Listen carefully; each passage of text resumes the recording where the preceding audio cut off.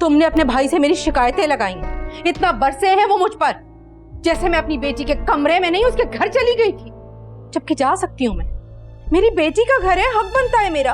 अभी आपको गलतफहमी हुई है, मैंने भाई से किसी किस्म की कोई बात नहीं की। बस फातिमा, इतनी मासूम तुम हो नहीं जितनी बन रही हो।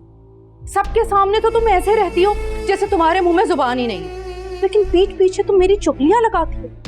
शहूद मुझ पे इतना नाराज हुए हैं, और ये तुम सब कुछ इसलिए कर रही हो ना ताकि शहूद मेरे और मेरी बेटी के मजीद खिलाफ हो जाए। ये क्या शोर मच रहा है यहाँ?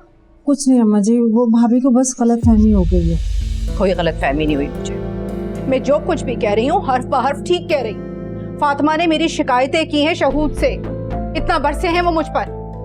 अम्मा, आप तो सबको सबक देती हैं ना कि इधर की बात उधर नहीं करनी चाहिए। अपनी बेटी को नहीं सिखाई आपने ये बात? बस फायजा, बहुत बोल रही तुम। किसी ने तुम्हारी शिकायतें की है शहूद से? मेरा बेटा तो पहले इतना बेसुकून है, और इन्हीं बातों की वजह से हम उसे मजीद परेशान नहीं कर सकते। और एक बात सुनो, अगर उसने तुमसे कुछ कहा है ना, मैं जरूर पूछूंगी उससे जाकर। घर का रहा सा सुकून बर्बाद हुआ जा रहा है। जी अम्मा जी, जरूर पूछिएगा शहूद से, ताकि हमारे इख्तलाफात और बढ़े और झगड़ा हो हमारे दरमियान। अरे फातिमा, संभालो खुद को, जानती तो हो ना फायजा का गुस्सा। बेशक वो मुझ पर गुस्सा करे, मुझे बुरा नहीं लगेगा, लेकिन झूठे इल्जामात तो ना लगाए मुझ पर। अच्छा, बात क्या हुई? फायजा की तो वही मिसाल है, तो चोरी ऊपर से सीना जोरी। अच्छा चुप हो जा। बचपन में ही अम्मी की डेथ हो गई थी। मैट्रिक में आई तो पापा चल बसे। 2 बड़े भाई थे, बहुत ख्याल रखते थे, प्यार करते थे, लेकिन भाभियों को बर्दाश्त नहीं होता था।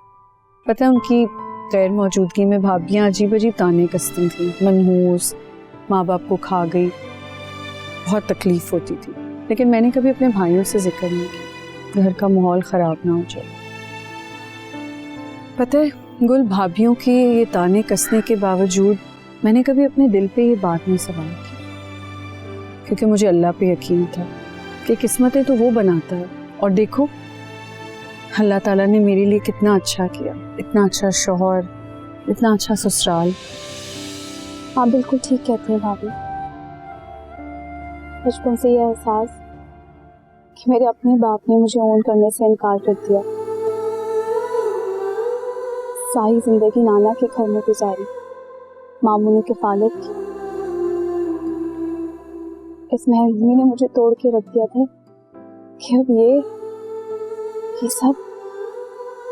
हौसला ना हारोगे, अल्लाह अपने प्यारे बंदों को ही आजमाता है। तुम फिक्र ना करो, देखना तुम्हें कितनी खुशियाँ मिलेंगी। अच्छा घर, अच्छा मियाँ और चाहने वाला ससुराल। मिलेगा क्या? समझो मिल गया भाई। नौफल भी ठुकराया हुआ और इनके हालात भी ऐसे ही हैं, तो दोनों की जोड़ी तो परफेक्ट रहेगी। मामी, आपको ऐसी बातें जेब नहीं देती। मुझे जेब नहीं देती, और इन्हें जेब देता है कि नौफल के साथ बाइक पे बैठकर घूमती फिरती फिरे? शर्म है भी कोई चीज होती है कि नहीं? अरे लिहाज ही कर लेते, कजन का मंगेतर था वो। रुको, मेरी बात सुनो गुल, आपने बहुत गलत बात की है। और अगर वो नौफल के साथ बैठ के चली भी गई तो क्या हर्ज है इसमें?